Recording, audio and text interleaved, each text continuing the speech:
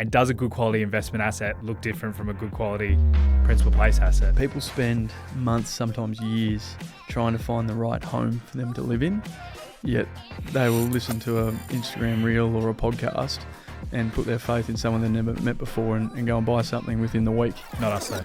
No, what you don't buy is far more important than what you actually end up buying. As a group, collectively, we inspect 250 properties a week. Of those, we may buy a handful, and that's because 70% of the properties we inspect fail due diligence. Sleep over for a night. Well, yeah. That's a bit strange. You're listening to the Folio Property Podcast. I'm Reece Bettle, and I'm here each week with my co-host, Lachlan and Reece. If you're enjoying the podcast, do us a favour, hit like, subscribe, and leave a comment so we can grow this channel. Lachlan, today, let's talk about property selection, asset selection. It's important. Very important. People get it wrong. 100%. I think, we see a lot of people coming to us who have made the wrong decision, and we also see people that have made the right decision in different markets. So I thought it'd be good to identify to those potential clients what they should be looking for. Yeah, we do portfolio reviews regularly, right? And it's really hard to undo 5 years of bad behaviour and the wrong asset selection. It takes us longer to realign that portfolio and get them in the right direction. So if people can do it right from the beginning, you sort of set yourself up and really shorten your horizon towards your goals. Absolutely. And you see people buying in markets, rising markets, and they've done well, but it's just the market has done a lot of the heavy lifting. There's a lot of luck. Yeah, like I said, there's a lot of expert investors are out there that may have just been lucky, which is fantastic. But luck will only get you so far. Over multiple decades of investing, you will see the rise and fall of accidental investors or people that have fluked the market. What should investors be looking at from a macro standpoint? So understanding research fundamentals is super important. We talk about it all the time on the podcast, is understanding the drivers of markets and timing cycles. So we go into specific markets often, so I'm not going to go through the macro economy of Australia, but understanding what drives markets, and it comes down to supply and demand. Simplistic stuff in reality, but it's looking at those data sets that we track regularly. What drives demand? Fundamentally, it's population growth. Yeah. It's a strong economy. It's job creation. It's unemployment. So these are the key triggers that we're looking to attract on a macro level, and then obviously overlaying that with the supply side of the equation. Stock on market, days on market, but also what is the pipeline? Building commencements is one thing. But building approvals is, the silent assassin in the background that's giving us a 2-year horizon to forecast out what's taking place in each particular suburb across Australia.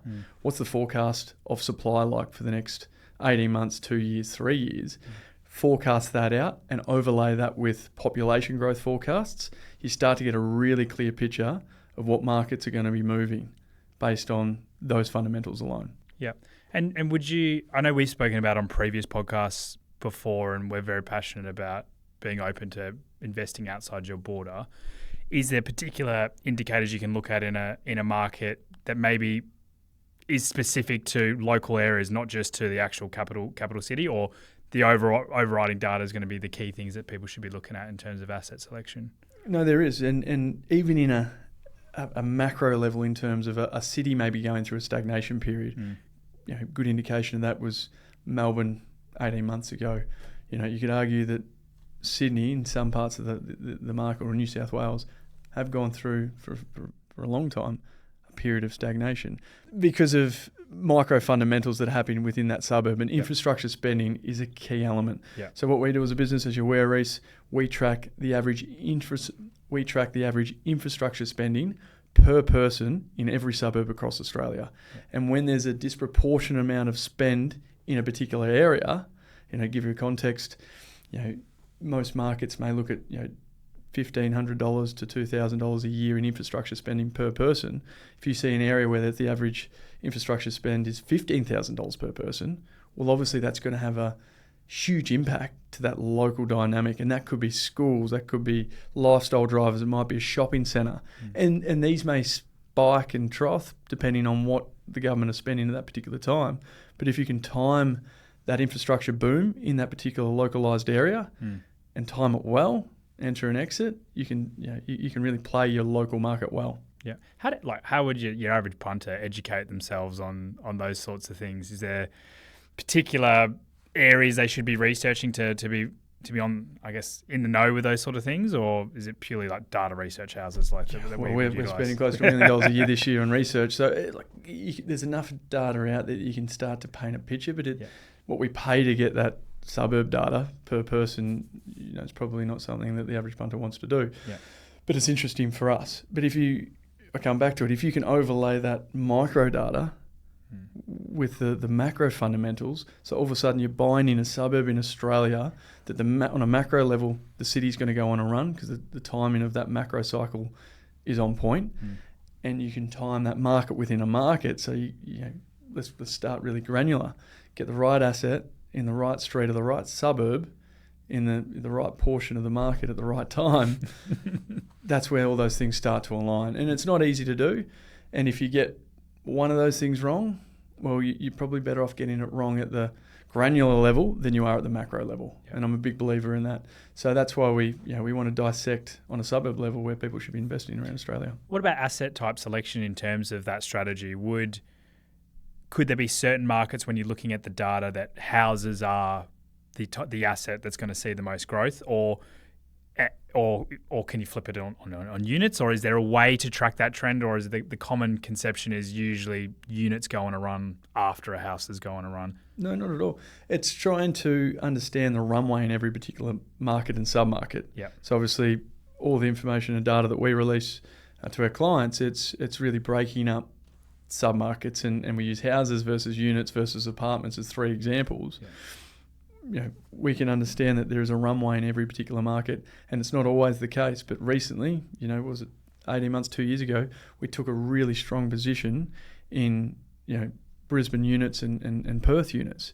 And people ask, well, you haven't been a business historically that's purchased units. No, we're very much an established property business. But when you looked at the runway data, and yes, in these situations, the housing markets had run incredibly hard, and the gap between houses and units was so exceptional that, I take it exceptional. The gaps between houses and units has never been that great in both of those markets. Yep. It seemed like an opportunity. But then you overlay that with, okay, what's the risk with units, or sort of that medium to low density multi-res complexes that we invested in? The risk is an oversupply. But then we overlaid that with the building commencements, and then even further foresight, what are the building approvals in this space? What are we forecasting in the next 2 to 3 years? And then we could clearly identify that there's going to be a huge undersupply for that smaller density, so for that higher density accommodation that suits young professionals, that suits downsizers. People from affordability perspective as well. Without a doubt. So there was a real opportunity, and it's no surprise that units over the last 12 months, CoreLogic just released, recently, late last month, that units have significantly outperformed houses across Australia, and that's only been compounded in Queensland and Western Australia. Yeah. So hindsight, it's easy to say we got that right.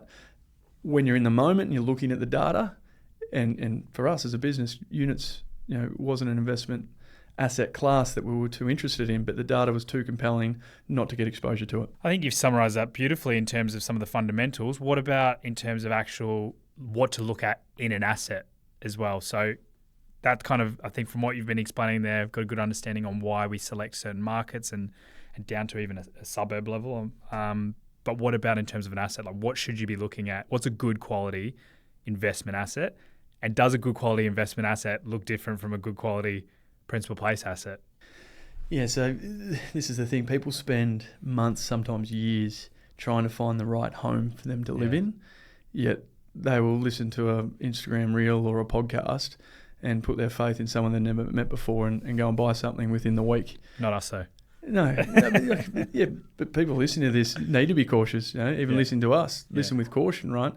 Not because we're going to do the wrong thing, but you've got to build trust and know, you've got to spend the time, energy, and effort, and that's why, majority investors make more money out of their primary place of residence than they do their investments, and that's a sad statistic because it means they're taking a lot of time and care in picking the right asset for themselves. Yet they'll, on a whim, go and invest in something that they have, we're not going to live in it, so therefore it doesn't matter. And I think that's a huge mistake because the same fundamentals that you look for in a primary place of residence, that attracts you to that locality, that attracts you from a aesthetic point of view, floor layout, land area, the things you want as a family, are the same fundamentals that are going to drive that investment property. And I think this is the biggest myth in the market. Everyone's like, the best type of assets are going and buying in sub-regional areas, and the waiver buyers agents go in there, inflate prices, get in, get out, time the markets. No, that's not correct. For sustainable growth, you want to buy in areas that attract owner-occupiers, because that's how you get sustainable growth over the long term. So those same fundamentals, like I said, I kept referring back to it, that you look for in a home is the same thing we look for in an investment property. Because at the height of the market, that's who's going to pay the most for that property, an emotional owner-occupier. Yep. But then if there is periods of uncertainty, if there is global events that impact prices, people still need somewhere to live. Yep. So you're always going to be able to trade that property. We don't want to be, and there is some uncertain times, right? So we need to be, at this point in the cycle in Australia, I think we need to be as cautious as ever and be more diligent in terms of what we're buying. And I think a common investor, you love when I talk about the accidental landlord, which is the upgrader. But another common investor that I see is people buying areas close to their house because they want to be able to see it, but not necessarily looking at those fundamentals that you mentioned. But I think that's some key points that you've said there that I think a lot of people probably wouldn't take into account when they are looking at investment. Is that does need to have that owner-occupier appeal from multiple regions. It does, and often I hear, well, I'm not going to live in it. No, you're not, but someone is. And the person we sell that property to in 3, 5, 10, 15 years down the track, will hopefully want to live in it. If we're trying to trade to investors, they're always going to pick the eye through it and try to get it for a cheap price. So if it doesn't appeal to an owner-occupier, we're not buying it as a business. Besides the owner-occupier appeal, is there any other key sort of fundamentals you should be looking at when selecting an asset? A common mistake is people failing to do DD, and we see this far too often. And if they are investing outside their backyard, they're likely putting their faith in someone else, which is great. The question they need to be asking is, do those operators have boots on the ground? And more importantly, local market speciality. Because if they don't, how are you going to understand that the pockets within pockets? Yeah. And everyone knows in any neighbourhood or every suburb, there's better pockets that are far more desirable. So if you don't have that local expertise, and that's for us, any market that we invest in, we make sure we've got boots on the ground, but not only boots on the ground, key markets that people specialise in. It might be 5 to 6 suburbs that they know inside and out because they grew up in that neighbourhood or grew up in that area.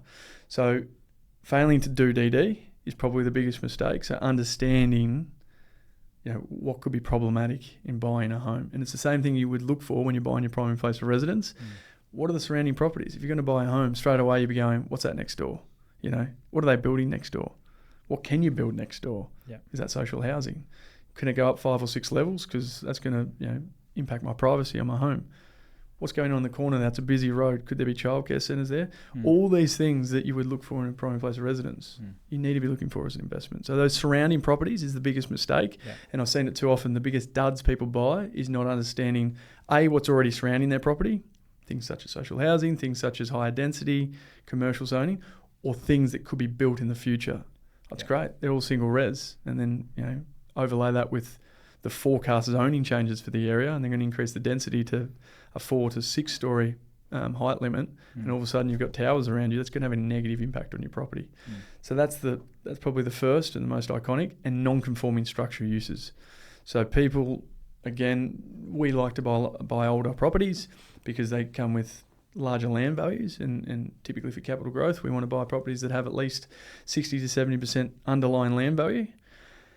That comes with typically buying older properties, right? They might have been built in the 60s, 70s, often earlier, sometimes a little bit later. But those properties have a history. There's been works that have been completed during periods of time, and if they're not approved works, that can be a huge cost to the client. And what I mean by it might be an extension they bought in the 80s, had an owner-occupier that extended in the 90s, and that extension never got approvals by the council, and now it's not compliant. Well, that could be $150,000 fix. So there are a couple of mistakes that do pop up that people really need to be cautious about. So you've referenced quite some really good aspects there on the DD, the due diligence for those that maybe don't know what we're saying. We're saying, and DD. It's not sexy. Like, people don't get excited and watch a podcast about how much due diligence they should when they're buying a property. Yeah.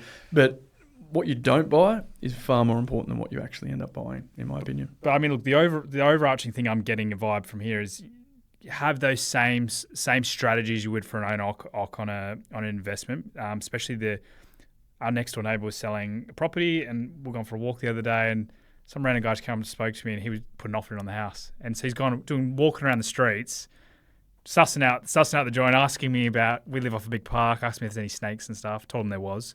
But he was doing his due diligence for 2 hours. He said, I'm walking around the streets for 2 hours. Yeah, you get a feel. I want to see what it's like at night, so I can totally appreciate that. What about when you're buying in a different market? So you've mentioned a lot of things there to look out for. If someone's if they're going direct to the agent, or if they're using a buyer's agent, is there like, can they stipulate that before they put an offer in that person is doing these checks for them on their behalf? Like, how are they going to know what they're buying? Without a doubt. I would be asking lots of questions. So do your pre-vetting on the buyer's agent that you're using, find out where they're living, where they've lived, where they've purchased themselves. If they don't have local intel from a suburb level, and they're recommending a suburb in Melbourne, yet they live on, Melbourne's a big place, right? They live in the eastern suburbs of Melbourne, and they're telling you to buy something in the west, which is a dirty place to invest for us, right? We're saying the wild west of Melbourne at the moment, has its issues. How are they going to have the granular detail in terms of a suburb level that we've spoken about if they've spent their entire life living 40 to 60 minutes away? So that's asking questions. What are the school zones straight off the bat? If they can't give you within 10 seconds, what are the two primaries and the secondary in that area? They're not a local specialist. If they can't tell you what the local hospital is, they're not a local specialist. If they can't tell you 2 or 3 local parks, they're not a local specialist. So they're the things you need to be asking your buyer's agent. Yeah. What about in a rising market, C-grade stock? Is there a time and a place for that at all? So maybe not hitting these fundamentals you mentioned, but the area you can tell we can see the data, it's going up. Would you ever recommend anyone buying? No, look, we don't buy or recommend buying in C-grade areas. A-grade quality is always at the forefront. If you can't afford A-grade, then you have consideration to B. C-grade are going into very much investor belt areas, as we've discussed on the podcast, and what are investor belt areas? It's typically the most affordable suburbs in a market where the wave of buyers agents will typically enter and exit the markets. We have huge problems for this because if you don't time this to the perfection, if you're not the first entrant, you're at a huge risk of not only losing money, but ending up with an asset that you can't sell. Because what happens is we've seen it in Queensland, the regional markets there. The next markets to go through this cycle will be the likes of Gladstone, Townsville, where there's been a huge surge of buyer agent activity. You'll see fundamentally a massive increase in prices for a short period of time.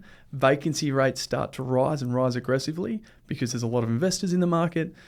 Therefore, more investment properties oversaturate the market in terms of the demand for those investment properties.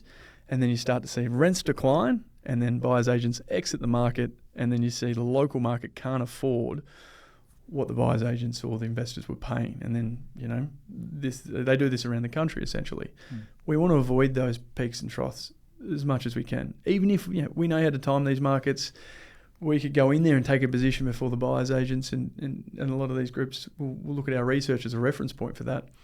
But investing in real estate, we're looking at long-term fundamentals. You don't want to be in there. One mistake can set you back, some people back a decade. So why risk it in C-grade areas? We've really touched on identifying that asset and identifying the right market, things to be looking at from a due diligence standpoint. Okay, let's say everything's ticked the boxes from that side of things.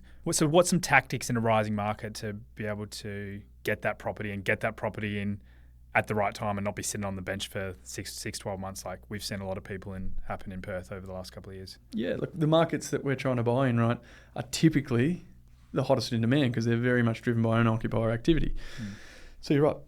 The likelihood of a punter missing out is high, and then they lose confidence and then they can't get in. So when it's a non-auction environment, such as regional markets, Western Australia is a non-auction environment, South Australia can be. The two biggest auction markets in Australia are obviously Sydney and Melbourne.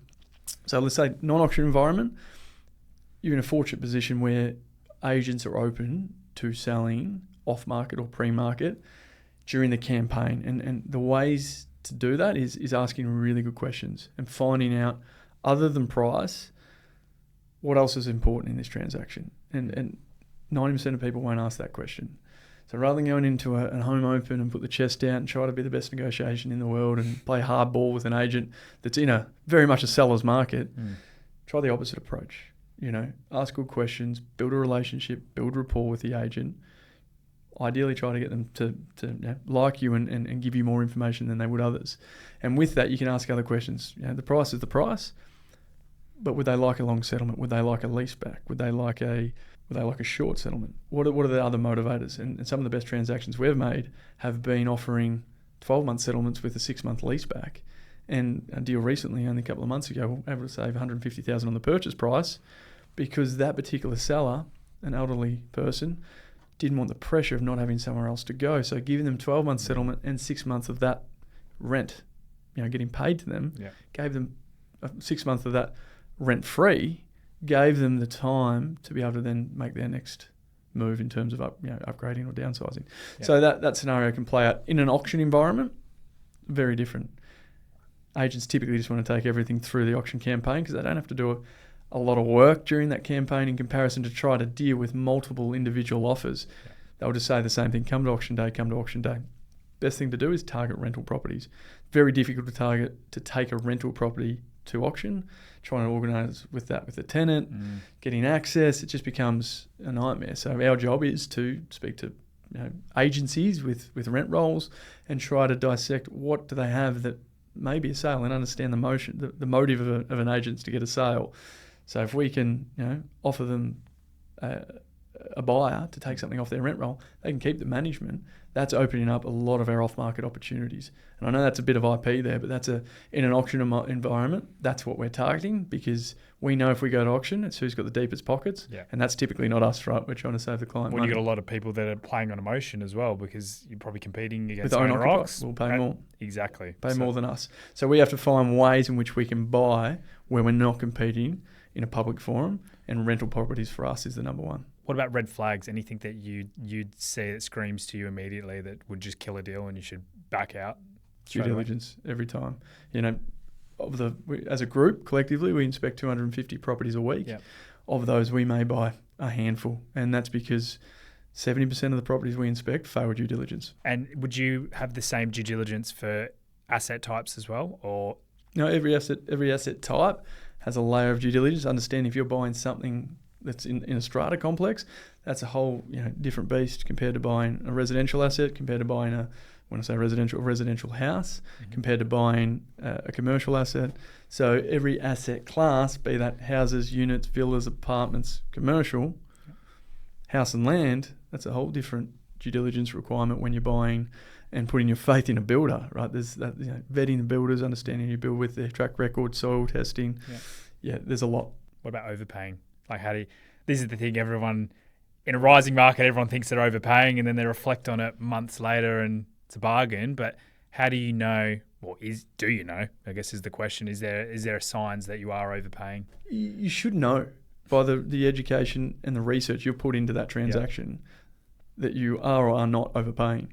And that's not going on realestate.com or going on RP data and look at sales 3 to 6 months ago.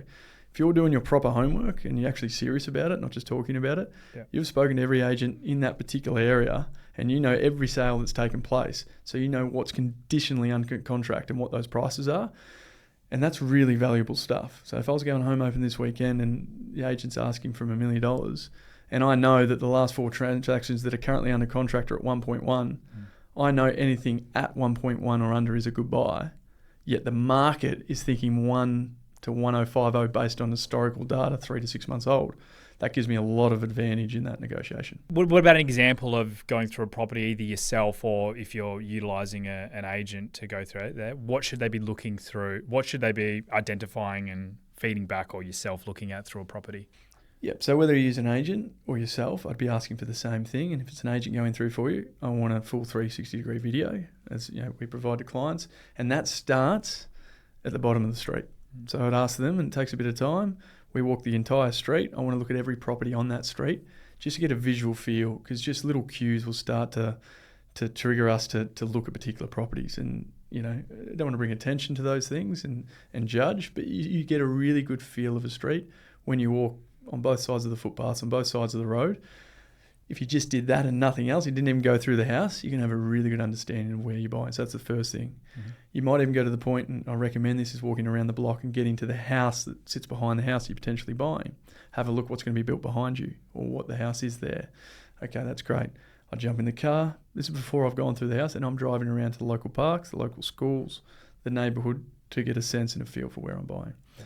Once you get through the house, as we walk through, I want to get a really good understanding of the footprint, the floor plan. Floor plan flow is underestimated often, and it's trying to get the dynamics of when you live in the house, and you live at your own house, you know what I'm talking about. Where am I going to eat? Where am my family going to dine? Where's the living area in proportion to where am I sleeping? Where's my headquarters? Are they divided? So that feel, and obviously in a perfect world, you want the, sleep over for a night. yeah. That's a bit strange. No, but when you look at a perfect footprint, if you're going to lay a single-story home, it would be bedroom. The front bedroom's got a master ensuite. Yeah. As you flow through, it's a kitchen, open plan, living, dining out to your backyard. Yeah. That's like out of 10, that's your 10. And then you work back from there. Okay, it's a little bit dysfunctional. Is any opportunities here that I can add value that the market's dismissing? Geez, the flooring's a bit off. Imagine if I pulled up that carpet and polished those floorboards. Geez, it needs a new paint. It's completely yellow in here, but geez, that could come up. Those little things, how can I add value? And then as we go through, we're feeling the floor plan. We're feeling the activity between the indoor and outdoor areas. How do they sort of work together? What's my outdoor space like? Lighting, really important. One thing you can't really change, you can with windows, but where I'm going to spend most of my time, is that well lit? Is that north facing? If that's not, it's not a deal breaker, but you're understanding what an owner-occupier would look, feel, do when they're going through a home. You want to over-exaggerate that, and that comes into your negotiation framework. So Lachlan, let's go back to the roots with an I call bullshit. All investors should try buy their properties off market. Do you call bullshit? I call bullshit. Why? Some of the best deals we've secured over the last decade have been on market. Everyone's like, I want to buy so you can get me off-market deals. Sometimes off-market deals, they want an off-market premium. It's not to say we don't get really good deals off-market, because we do. You're not competing, so the likelihood of getting a great deal off-market is high. But on-market, if it's an out-of-area agent, if it's been a butchered campaign, and how would you get a butchered campaign? You either overquote it significantly, all the interest dries up. 4 weeks later, everyone's going, what's wrong with that property because it hasn't sold? And then we go with a lowball offer and secure it. Out-of-area agent, they might have put on realestate.com on Tuesday, completely underquoted it. We've got a relationship with that agent. We get through on the Wednesday. We've bought it on the Thursday before the Saturday home open, well under what it would have traded for if it had gone to the full home open. So, no, I do call bullshit, but it's been, very educated in the market you're trying to buy. You can never over-educate, and be prepared, and preparation will set you up for a really good asset selection. Thank you for listening to the Folio Property Podcast.